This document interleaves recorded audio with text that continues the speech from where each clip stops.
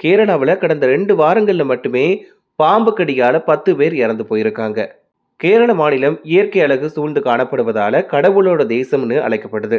அதே சமயத்துல இந்தியாவுல மேற்கு வங்காளத்துக்கு அடுத்தபடியா விஷ பாம்புகள் அதிகமா இருக்கக்கூடிய மாநிலங்கள்ல 2வது இடத்துல கேரளா இருக்கு. ஒவ்வொரு ஆண்டுமே 12,000 மக்கள் பாம்பு கடியால பாதிக்கப்படுறாங்க. இப்போ கேரள மாநிலத்துல கடந்த சில நாட்களா கடுமையான வெப்பம் நிலவிட்டு வருது. கேரளாவோட பல மாவட்டங்கள்ல கடுமையான கோடை வெப்பம் காரணமா அங்க இரைகளை தேடியும் குளிர்ச்சியான சூழல், நிழல் இது எல்லாத்தையும் தேடி பாம்புகள் நடமாட்டம் அதிகரிச்சிருக்கு.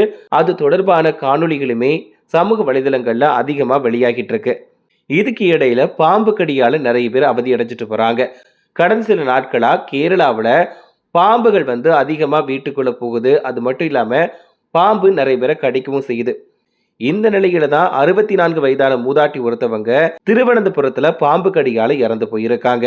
அதாவது கேரளாவுல கடந்த 2 வாரங்கள்ல மட்டுமே திருவனந்தபுரம், ஆலப்புழா, திருச்சூர், காசர்கோடு, இடுக்கி, கண்ணூர் உள்ளிட்ட மாவட்டங்கள்ல பாம்பு கடி மரணங்களோட எண்ணிக்கை 10 அதிகரிச்சிருக்கு.